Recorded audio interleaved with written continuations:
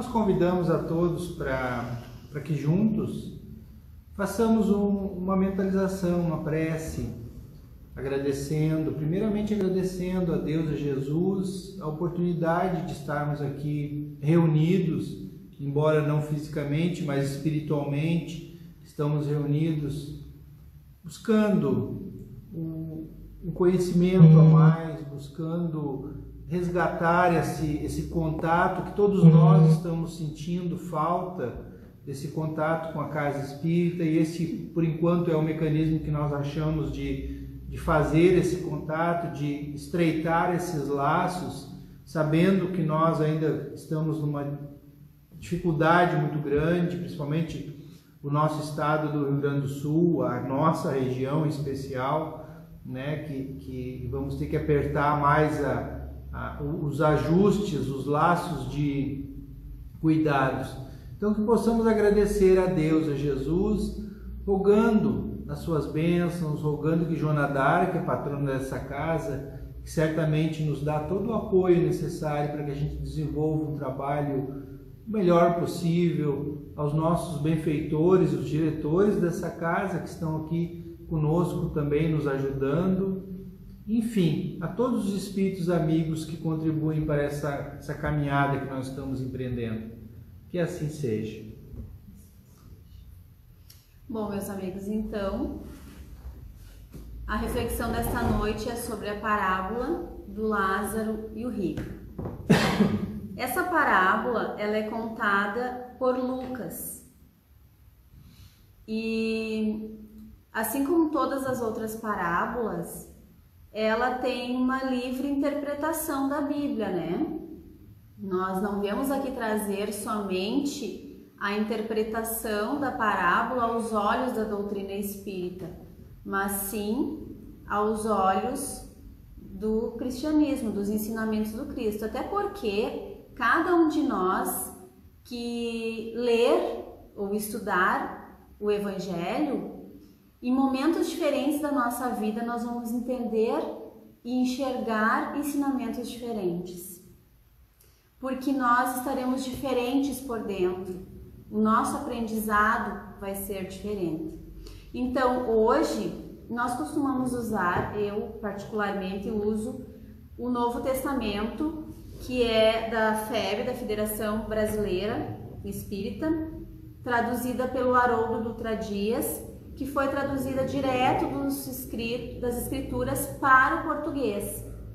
Então, ele também nos traz alguns termos para que a gente consiga entender exatamente o que significava na época aquele termo, né?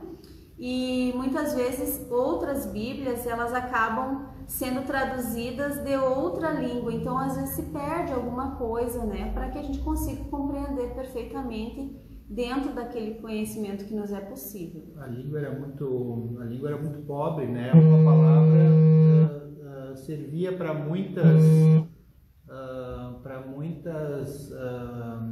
formas, significados, né? Por exemplo, aquela parábola do camelo, né? Passar no fundo, pro fundo de uma agulha. A gente ia pensar camelo como animal, mas na verdade o que significava do camelo é que o cabo, o fio, a linha era feito com pelo de camelo. Então isso que na verdade significava. E aí na tradução fica parecendo que é um camelo passar no fundo de uma agulha, né? Um animal, do que um rico entrar no reino do céu. Então por isso que nós costumamos utilizar então essa ferramenta, essa obra.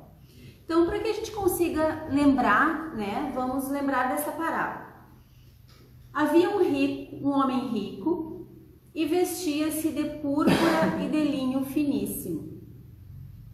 E vivia todos os dias regalada e esplendidamente.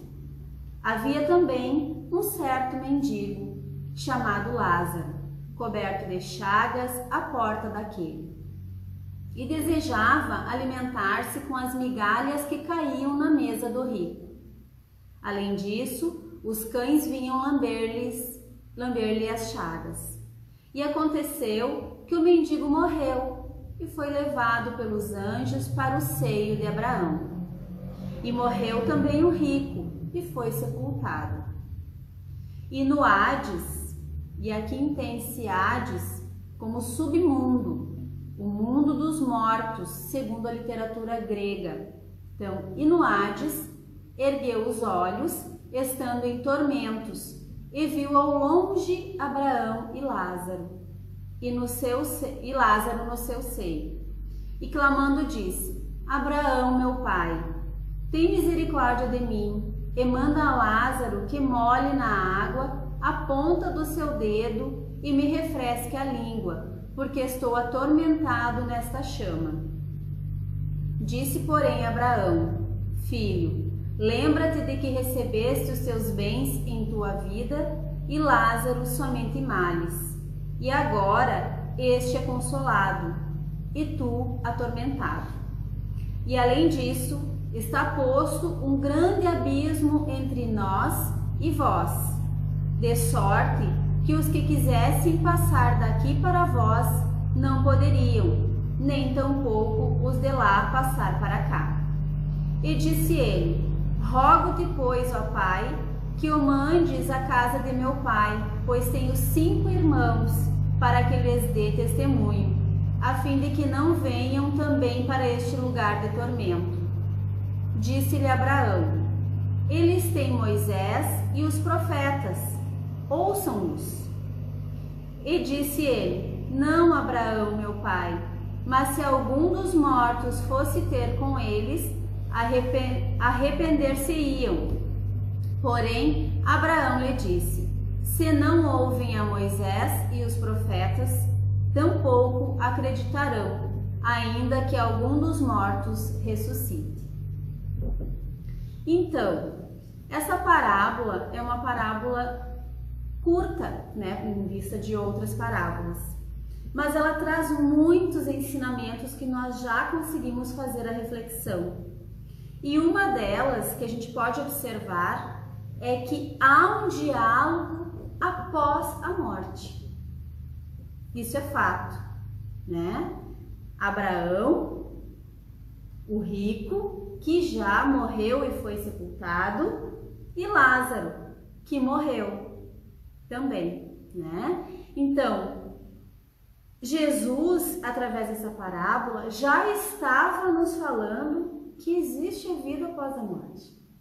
Várias vezes, né, ele falou isso, né? Várias vezes, e nesta parábola é mais uma forma dele nos dizer que o nosso espírito, ele é imortal, que nós só perdemos essa vestimenta, essa roupagem material e continuamos vivendo. Então, quantos ainda não acreditam nos espíritos? Quantos de nós ainda duvida que depois que o nosso corpo fale, morre, não haverá mais nada, né? No Velho Testamento também, né, nós vemos o episódio do rei Saul, em que ele proíbe o que ele chamava de necromancia, né, que era conversar com os mortos. Olha, se proíbe alguma coisa, é porque ele existe. Exatamente. E depois ele procura, né, a necromante para conversar com o profeta, porque ele queria se aconselhar com o profeta, e o profeta vem e conversa com ele. Então há várias formas, acontecimentos na própria Bíblia, né, que a gente precisa estudar bem para compreender, né, que não é pegar isoladamente um item da Bíblia e usar aquilo como uma verdade única, né? É isso que o Flávio está dando um exemplo, é no Antigo Testamento. E no Novo Testamento, através das falas de Jesus, tem várias frases, várias vezes, ele nos fazendo compreender que somos imortais. O profeta Samuel, se não me engano, que ele queria conversar. Então, outra questão que nós precisamos refletir é que ele deixa muito claro que há um abismo entre eles, lá no mundo espiritual mesmo, porque todos estão lá no mundo espiritual, né? Então, o que ele quis dizer com isso? Que Lázaro, então, que fez o bem, que sofreu os tormentos da sua vida aqui, mas que levou uma vida no bem, ele teve uma forma de desencarne, e o rico uma outra forma. E essa diferença é o que nós, na doutrina espírita, estudamos nos grupos de estudos, nas obras básicas e nos ensinamentos de Jesus. Que o quê? Que nós temos faixas vibratórias diferentes, que conforme o que nós fazemos na nossa vida, reflete lá no nosso desencarne, ou como nós estaremos lá no nosso desencarne, como acontecerá e como viveremos lá. E essa diferença, que por algum tempo nós não poderemos nos contatar, né, Flávio, é devido à nossa diferença evolutiva. O rico ainda não tinha compreendido coisas essenciais que o Lázaro já tinha compreendido. E é importante salientar também que a doutrina espírita, não sei se a Josi também vai abordar mais tarde, mas a doutrina espírita não faz uma apologia à pobreza, né? Essa parábola, e nem Jesus, obviamente. A gente sabe o quanto a riqueza é importante. Desenvolvimento hoje, por exemplo, né, a riqueza é tão importante para a ciência, para aquelas criaturas que dão oportunidade de trabalho, geram, né, a evolução do mundo. Então a riqueza é muito importante.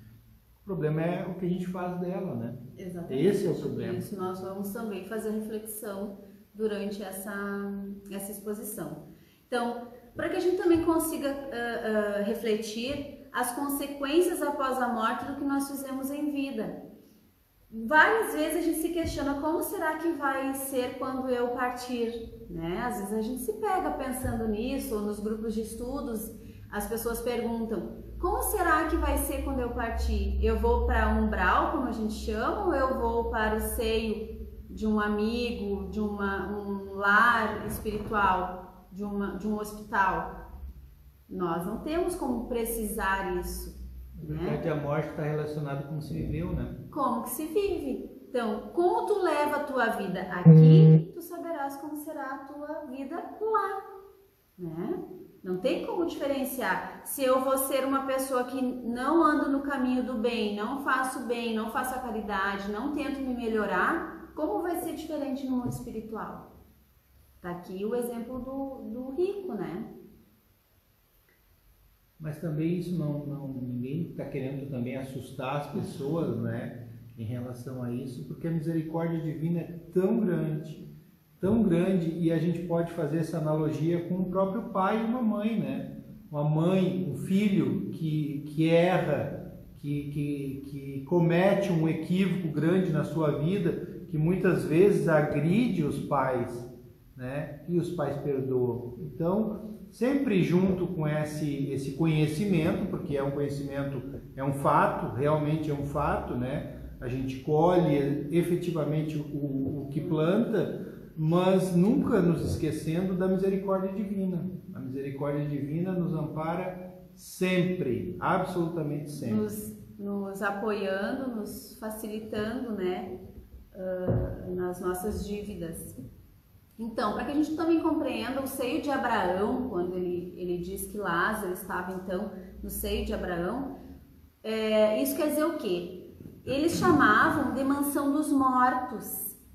Na Gênese diz, morrerás e te unirás aos teus antigos, a terra de teus pais, ou seja, você vai se reencontrar com os teus antepassados. Então, o seio de Abraão é onde estão reunidos aquele grupo que antecedeu, né, a tua encarnação. E isso também nós estudamos aqui na doutrina espírita. Nós também acreditamos que quando a gente parte, nós somos acolhidos pelos nossos antepassados, pelas pessoas queridas, pelos nossos laços familiares, né? Aqueles que estão em condições de fazer isso conosco. E seio de Abraão, nessa parábola, quer dizer esse local, né, que ele já acreditava.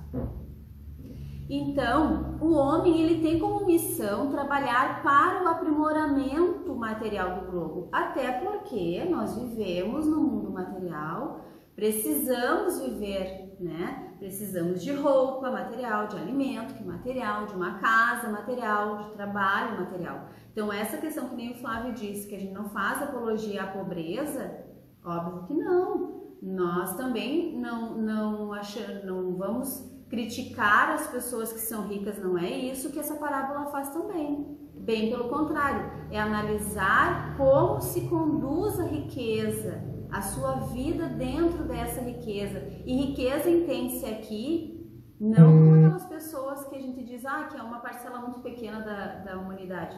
Não, todas aquelas pessoas que têm condições melhores que outras. E algumas são mais ricas em algumas coisas do que outras, né? E a gente precisa fazer essa compreensão. Até porque há pessoas que são extremamente humildes, né? E financeiramente despojados, né? De condições financeiras, mas que trazem muitas vezes um orgulho, né? Traz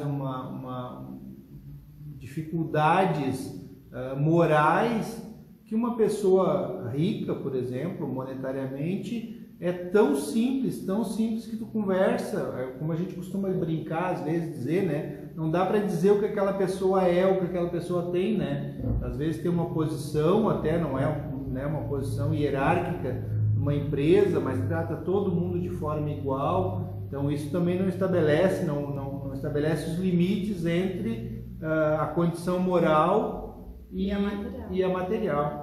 Por isso que até diz, né, nas passagens evangélicas, que tem umas pessoas que são ricas materialmente, mas são Lázaros espiritualmente. Verdade. Né? E outras são Lázaros materialmente, mas são o rico moralmente, né, espiritualmente. Então, assim, portanto, é com razão que se considera a riqueza um elemento do progresso, e é isso que nós precisamos entender. Nós precisamos da questão material, nós precisamos do aprimoramento material, porque é uma lei natural, que é a lei do progresso, a lei do trabalho, né? São duas leis. E nós precisamos buscar isso, e a doutrina espírita em momento algum é contra isso, só que a gente precisa compreender como conduzir.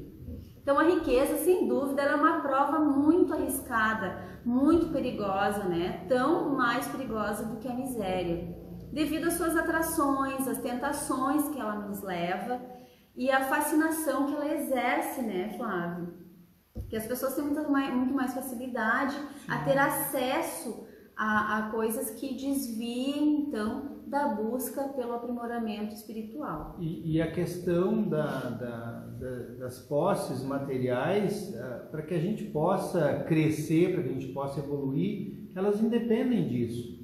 Mas, né, dentro do aprendizado que todos nós vamos ter transitando, né, por todas as searas da vida, ora nós nascemos numa condição financeira boa e não sabemos usar, e aí muitas vezes temos que retornar com dificuldades, né? Enfim, a gente todos nós transitaremos, né, pelas dificuldades gerais da vida, pelas facilidades gerais da vida também, para que a gente possa saber como lidar, para que a gente possa aprender. Então, se a riqueza houvesse de constituir um obstáculo, né, absoluto à salvação dos que a possuem, Deus, que a concede, teria posto nas mãos de alguns, então, um instrumento de perdição, sem apelação nenhuma, ideia que repugna a razão. Então, se fosse uma perdição, Deus não ia colocar na mão de alguns, pode ter certeza, porque nós sabemos o quanto Deus é justo, né? Isso está lá, é uma fala de Allan Kardec, está lá no Evangelho segundo o Espiritismo. Então, o primeiro trecho dessa parábola, que diz assim: havia um homem rico e vestia-se de púrpura e de linho finíssimo.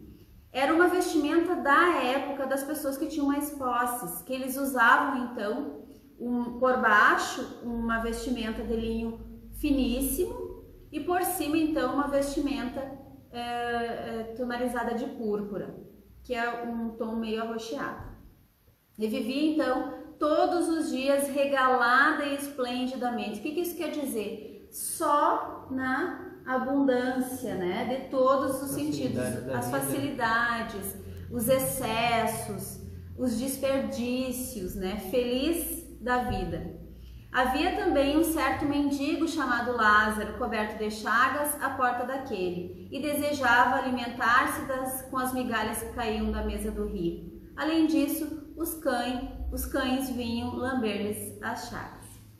O rico e o Lázaro, eles personificam então duas classes sociais, que é do livro do Carbain-Schutel. Mas na verdade, se a gente analisar, ele faz uma personificação de todas as classes sociais nossas. Alguns mais em alguns setores da sua vida e outros menos, existente na humanidade. Uma possuidora de recursos e facilidades concedidas pela riqueza, que são os bens, né? Que aí fala do homem rico. As vestimentas, quando ele fala que vestiam-se de roupa finíssima. A alimentação e conforto, quando ele diz que viviam então dias regalada e esplendidamente. E a outra classe, pobre e portadora de dificuldades, decorrentes da privação e da escassez de bens materiais. A extrema pobreza e a miséria do Lázaro, né? As enfermidades, porque ele estava coberto de chagas. A fome, porque ele queria se alimentar da migalha que caía da mesa do rico. E a ausência de cuidados básicos da saúde, porque os cães vinham lamber as feridas, né? Então, nós podemos observar aqui várias classes sociais da humanidade, né? Que nós observamos. Algumas têm problemas financeiros lá dos bens, outros de conforto, outros de saúde, né?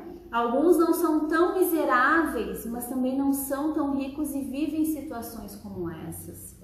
Eu vi uma reportagem e não lembro, não vou citar a fonte porque eu não lembro exatamente, mas foi aqui de Porto Alegre, onde fizeram uma pesquisa sobre índice de felicidade.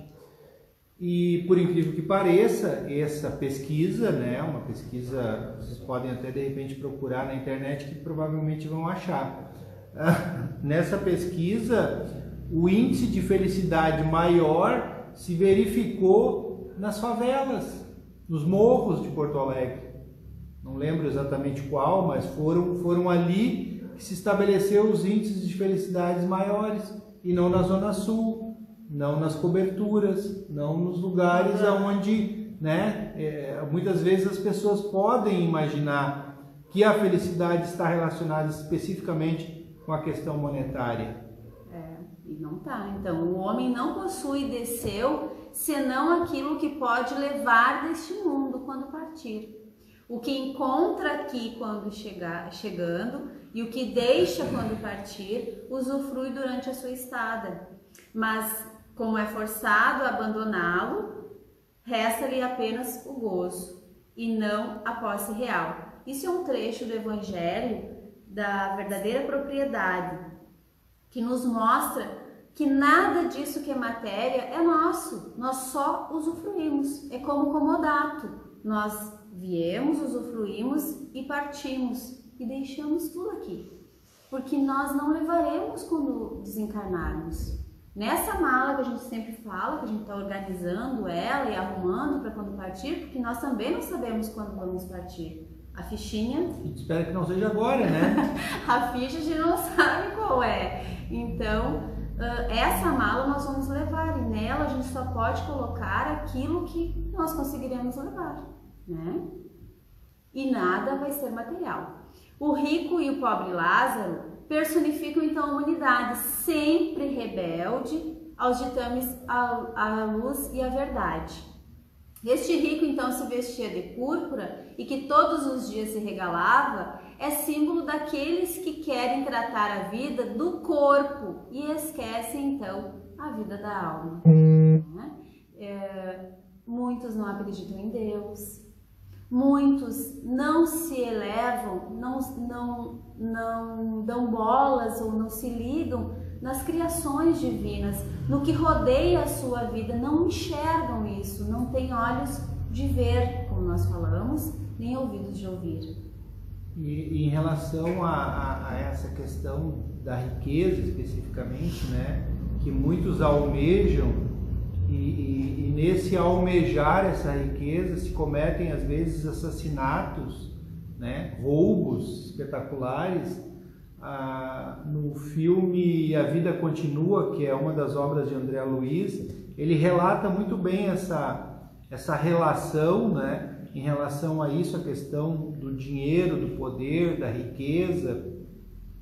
A justiça divina é tão perfeita, que muitas vezes alguém que comete um equívoco desta monta, né, roubando, por exemplo, alguém, matando para ficar com uma herança, por exemplo, né, muitas vezes aquelas criaturas se reúnem e aquele dinheiro acaba voltando na forma de um filho, de um neto, né? Então, assim, essa questão material mesmo, como a Josi falou, não é o mais importante, né? Existem as riquezas, como também disse Jesus, né?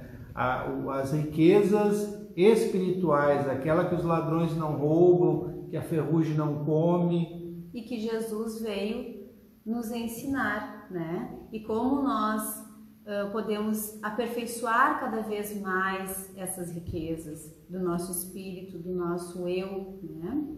Então, essas pessoas também são as que buscam a felicidade no comer, no beber e no vestir.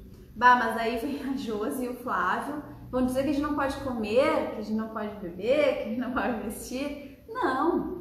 Nós podemos observar e fazer a reflexão no nosso dia a dia. Aquilo que nós temos em excesso, aquilo que nós fazemos em excesso, aquilo que é um desperdício do nosso tempo, da nossa energia e da nossa matéria, que nós poderíamos ajudar outras pessoas com o que sobra da nossa casa, da nossa vida, né?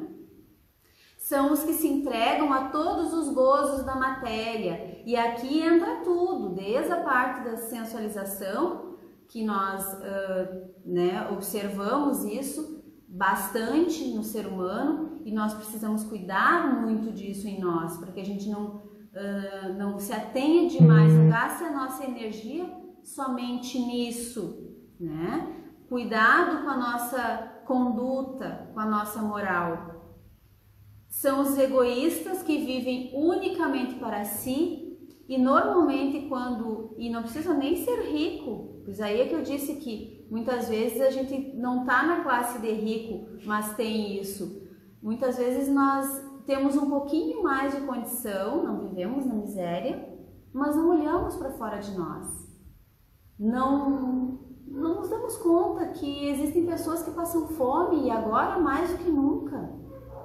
Não percebemos que existem pessoas que precisam de um abraço, de um ouvido que escutasse as dores dela, né? De uma atenção, de um carinho, de algo material, de um remédio. É verdade. Então, são os orgulhosos que, entronados nos altares das paixões vis, da vaidade, da soberba, não veem senão o que lhes pode saciar a sede de prazeres. E aí nós também precisamos cuidar, nessa vida que nós vivemos de Facebook, de Instagram, nós tentamos mostrar, observamos que as pessoas mostram mais do que são ou do que têm, né? Então a vaidade, ela conduz às vezes as pessoas a viver uma vida de mentira. E aí elas não olham para fora, elas olham para aquela vida que elas criaram. Eu vi uma reportagem sobre isso, usando as redes sociais, as pessoas fazendo fotografias, que hoje se manipula muito, com né? Filtros. E aí ela, como se ela estivesse viajando pelos youtubers, como eles chamam, né? Viajando pelo mundo, mas ela não saía do apartamento, e o apartamento era um lixo, na verdade, era muito desorganizado, sim, tinha lixo mesmo, né? Então é uma vida fake, literalmente uma vida fake. Totalmente. Então, o que a gente quer passar para as pessoas com as minhas atitudes, né? Com as nossas atitudes? O que nós queremos mostrar para os outros? Que na verdade nós temos que nos preocupar em sermos melhores para nós e então seremos melhores para o mundo, né? Sem nos preocuparmos de passarmos uma imagem que não é verdade. E de fato a verdadeira miséria, na verdade, é a miséria moral, né? E a verdadeira riqueza é a riqueza espiritual também, né? É aquilo que nós levamos, trazemos no nosso coração e levamos como bagagem para a vida toda, né? E aí a ministra veneranda no filme Nosso Lar tem uma frase que eu gosto muito. Ela diz o seguinte, que o bem que nós fizermos será o nosso advogado pela eternidade. É isso que vale, né? É o bem que nós fizermos. Exatamente. Então o rico passou toda a sua vida a se fartar esplendidamente, a desprezar os pobres, né? A desprezar a Deus e não curar da sua lei e dar as costas à religião e a gozar e a folgar. E Lázaro, então, representa os excluídos da sociedade humana, terrena, mas não os miseráveis. Os Lázaros não são esses pobres orgulhosos do mundo, que não têm muitas vezes o que comer e o que vestir, mas estão cobertos com a púrpura do orgulho, que foi o que o Flávio falou. Não é essa gente que não tem dinheiro, mas tem vaidade, não tem palácios, mas tem egoísmo, não tem jantares fartos, mas tem prazeres nefastos. Os pobres de que Lázaro serviu de exemplo nessa parábola são os que sofrem com resignação. São os que desprezam os bens da terra porque buscam as coisas de Deus. E esse desprezar na linguagem, nós precisamos compreender que não é que eles abrem mão dessas questões materiais, dos bens da terra. Eles sabem usar sem prejudicar a busca pelas coisas de Deus. São aqueles que se veem usurpados daquilo que por direito lhes pertence nesse mundo, mas pacientes e resignados não se revoltam, porque creem no futuro e esperam as dádivas que lhes estão reservadas por Deus. Esse trecho é do livro Parábolas de Jesus. Ele é muito lindo e nos traz essa reflexão. E na outra parte da parábola, onde o rico pede então que Abraão envie Lázaro para aparecer então para sua família, para que eles não venham para esse sofrimento que ele está sofrendo lá agora, quando desencarnou, nós temos uma reflexão muito linda do livro Nas Pegadas do Mestre, do Pedro Camargo, que diz assim: quando os homens se entregam à loucura dos prazeres sensuais, ficam animalizados e inacessíveis às vibrações e às inspirações que os anjos lhes transmitem. Por isso que Abraão disse que não adiantava mandar um morto lá para reaparecer para eles, e daí eles iriam acreditar. Porque eles tinham Moisés e os profetas para ouvir, mas eles não ouviam. E nós também não ouvimos. Hoje nós temos muito mais sinais de Deus na nossa vida. Temos no Facebook, temos no Instagram, temos no YouTube, temos no livro, temos no amigo, temos na casa espírita, numa mensagem, no grupo de estudos. Temos várias formas de Deus nos dizer: acorda, segue o teu caminho dentro da tua evolução. E nós, muitas vezes, nos permitimos estar animalizados e inacessíveis a essas vibrações, a essa intuição. Como queres, pois, que um espírito possa despertar teus irmãos quando não conseguiram despertar-te? Né? Que ele não tinha despertado, por que ele achava que os outros iriam despertar? A justiça se cumprirá com eles, como está se cumprindo contigo. A dor ensinar-lhes-á a compreender a soberana justiça de Deus. A dor os fará saber e sentir que daqueles a quem muito foi dado, seja em bens espirituais, seja em bens temporais, muito será exigido. Ensinarás também que os homens são responsáveis não só pelo mal que praticam, como pelo bem que, podendo, deixam de praticar. E essa parte é a mais importante, né, Flávio? Que muitas vezes nós falamos que não, a gente não faz o mal, né? Mas eu não sou uma pessoa má, eu não faço o mal. Todo mal que decorra do bem que não fizermos ou deixarmos de fazer, também é nossa responsabilidade, né? Ou seja, a nossa inércia em não fazer alguma coisa e de que aquilo possa resultar um mal, nós temos responsabilidade. Já não cabe mais. Então dizer assim, eu não faço nada, não faço mal para ninguém, mas também não faz nada, né? Não faz o mal, mas também não faz o bem. E aí os males que possam advir dessa inércia caem na nossa conta também por conta da responsabilidade que nós temos. E nós podemos observar ali no final da parábola que o rico, ele despertou naquele sofrimento, né? Então, com esse despertar, ele pede então para avisar os seus. E é isso que acontece conosco, ricos ou pobres, né? Nós despertamos na dor. Então, esse rico também despertou na parábola. Ele quer dizer o quê? Que nós podemos a qualquer momento despertar. Basta que nós tenhamos ouvidos de ouvir e olhos de ver, como Jesus disse, né? Então, era isso. O grande ensinamento dessa parábola é: fora da caridade não há salvação, né? E para finalizar, usemos a figura de Jesus. Jesus podia ter nascido como um rei. Ele teria usado e ensinado da mesma forma. E aonde que ele veio nascer?